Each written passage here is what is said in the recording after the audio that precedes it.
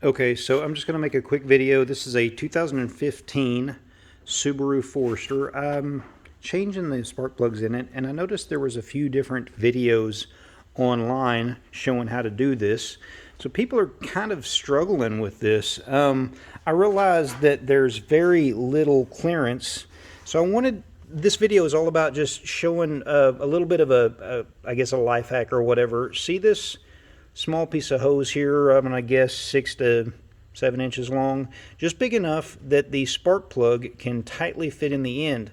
Now you can use this after you break the coil loose and get the wires undone and put your socket in there. It's a 9/16 socket.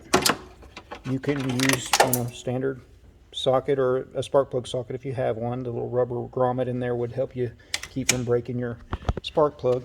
After you broke that loose, it's hard to get everything in and out because there's such tight spaces. You have to use the socket and a small extension and your ratchet. You can take everything out after you break it loose, and you can use a hose. You slip it in there and it goes over. You can basically, this is hard to do while I'm holding the camera, but you put it in the hole and push, and it'll slip up over the edge of your spark plug. And once it is on there, you can turn that, and the rubber hose can rotate, and you can unscrew your spark plug, and you can pull it out very easily without having to worry about, all of the socket and extension and everything being in the way and not clearing the frame. And this is really easy when I'm not trying to hold the phone.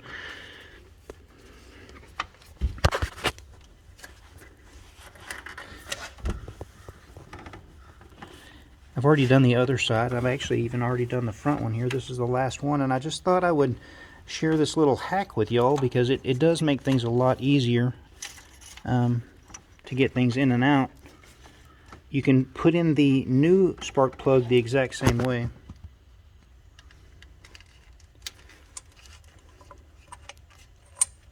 Okay, so it just came out. It's a little bit more difficult when you're trying to hold the phone, but you see what I'm talking about here. Now these got about 166,000 miles on them, so they're NGK Iridium's factory. It's not going to focus on it. They're pretty worn. The tip is just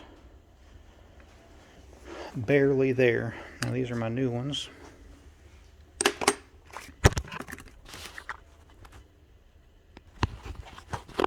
And just the same way as you took out the other one, the old one, you can use the camera. Man, this is got it tucked under my chin here. Very difficult to do. This is my new spark plug. I'm going to push the end of it into the hose, just like so. New spark plug, Iridiums, NGK Iridiums, factory recommended. And then this little crush washer, see that? It doesn't take much to crush that. And you don't want to push on this because they're pre-gapped. Don't try to gap a platinum or iridium plug. You'll actually mess it up. So they are, man, this is hard to focus on such a small thing, but they're pre-gapped. You don't want to push them in. And even using a socket and an extension to start them, you can accidentally, push and bend the end of that tip. But this rubber hose allows you to flex it in there without any real pressure, and then you can just turn the hose and thread it in by hand. Now you can't really cross thread this because if you do, that hose is not going to allow you to cross thread as you're turning it. If it gets cross threaded, the hose is just not going to turn. You're going to twist the hose before you cross thread the spark plug. And this is just a little bit of a hack of years of mechanicking.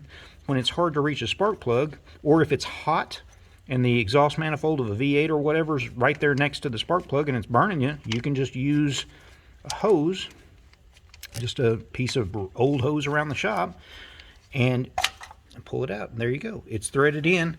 So you can just use a hose if the exhaust manifold's hot. You can use the hose to bend or flex around stuff to start it. I screwed it all the way down to the bottom. Now all I'll have to do is put my socket in, which I'm doing now.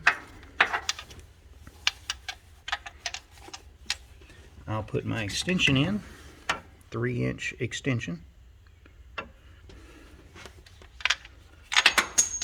If you don't drop it, like I just did. 3-inch extension in, and you'll feel it click into the socket. Of course, everything is way harder when you're trying to hold a camera. Good grief. Well, if it went flawless, it wouldn't be real.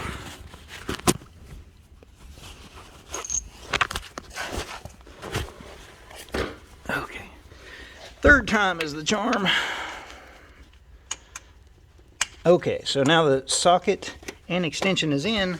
3-inch extension and deep wall socket puts you right there, and there's just enough room to get a ratchet. I use a flex head ratchet just so I have a little bit more handle movement.